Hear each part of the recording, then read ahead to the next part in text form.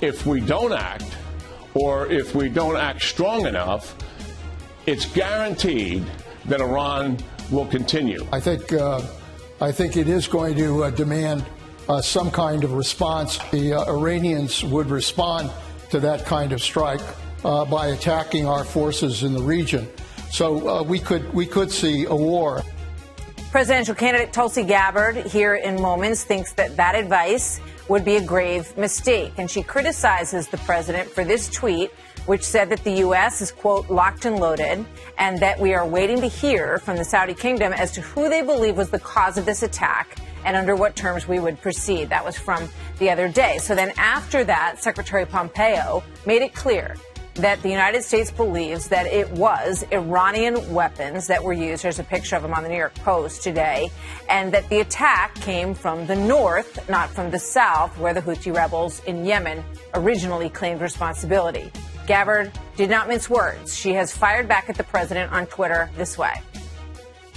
For you to think that you can pimp out our proud servicemen and women to the Prince of Saudi Arabia is disgraceful. Your words and actions are a betrayal of my brothers and sisters in uniform, the American people, and our Constitution.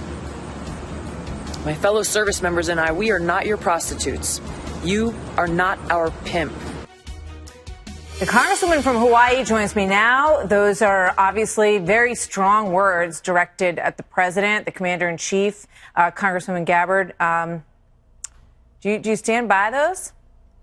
Absolutely, I do. You know, Trump's intent was made very clear with that tweet. As a soldier, I took an oath, as well as a member of Congress. But as a soldier, I took an oath to support and defend our Constitution, to protect and defend the American people. Not the Kingdom of Saudi Arabia, not any other foreign power. Now, if for some reason that's not what Trump meant, then he should come out and say that's not what I meant and clarify it, but he hasn't done that. I think it does seem like a rather literal interpretation, and I don't know. So perhaps that is what he meant. But let's listen to what the Pentagon said today, because I think that this might shed some light on sort of where this is coming from. Watch this. We're going to allow the Saudis to make the declarations on where they believe the attacks came from and the ultimate responsibility. I mean, when I read it, that was more the take that I had on it, that this is an ally. And I know that you don't agree that this is a good ally, but sometimes not all allies are perfect. It's obviously a very complicated relationship, but that because the attack was on them, there would be discussions about where it came from, and then discussions about how we would respond. Not that we would take orders from Saudi Arabia about how we would respond. Well, a couple of points here. First of all, I think Trump's tweet was very clear. And if he didn't mean what he said, then he should clarify and actually say what he means. As President of the United States, you've got to be very careful about the words that you're using, because they carry a lot of impact. Secondly, this is about something bigger than just a complex relationship with Saudi Arabia or having an ally who is not perfect. We're talking about a country that is continuing to directly and indirectly support al-Qaeda. Now, we just observed the 18th anniversary of the day that al-Qaeda attacked us on 9/11, the day that evil visited our country, killing thousands of Americans. So I don't take lightly people who say, well, Saudi Arabia, yeah, they're not that great, but, we need them. Look, Saudi Arabia is continuing to support our enemy, al-Qaeda, in places like Yemen and Syria. What to speak of what they're doing every year, spending billions of dollars to propagate this extreme Wahhabi ideology that's fueling terrorist groups like ISIS and al-Qaeda. I think there are a lot of people who agree with you, and there are a lot of people who probably disagree with you, but also, take your points to heart in terms of that explanation. But there are also people who, look back at the things that you have said in the past and sort of see that there are kind of two camps in the Middle East, that you have Iran and Syria with the backing of Russia, and then you have the United States and Israel and the Saudi Arabia and the UAE.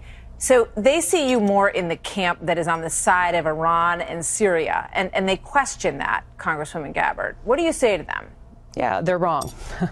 They're wrong. I'm not in any of those different camps. I am in one camp, and one camp alone. It's the camp of the United States of America and the American people. And I took an oath, and I promised to be willing to put my life on the line to serve and protect our country, to protect the people of our country. So that is my sole focus. It has been and will continue to be. And we admire that, and we thank you for your service. Absolutely. So I guess the next question is, what would you do? I mean, we've had enormous provocation from Iran. They have put explosives on tankers. They've shot down a drone that was $130 million by some report, American drone. They've taken sailors into custody. So what do you recommend? Well, I think we've got to look at this situation for what it is. This provocation, as you put it, did not just come from out of nowhere. It is a retaliation, and it's a retaliation against the extreme sanctions that are on Iran that's basically making it impossible for them to sell their oil around the world. So we've just got to be clear-eyed about what's really happening and how, if we continue down this course, this path we are on, I think you heard former Secretary Pineda allude to this, that we will see a cycle of retaliation, tit for tat, just continuing to go forward and escalate that can only lead to so lift the sanctions? I'm almost out of time, but what would you do was the question. As president right now, what I would do is I would re-enter the Iran nuclear deal to prevent Iran from continuing to move forward and building a nuclear weapon that puts us and the world further at risk. And number two, end those crippling sanctions. Okay, I mean, that's exactly what they want. Every day that we don't do this, every day we continue down this failed strategy, Iran gets closer and closer to a nuclear weapon. That's a fact. Congresswoman Gabbard, thank you very much. Always good to talk to you. Thank you.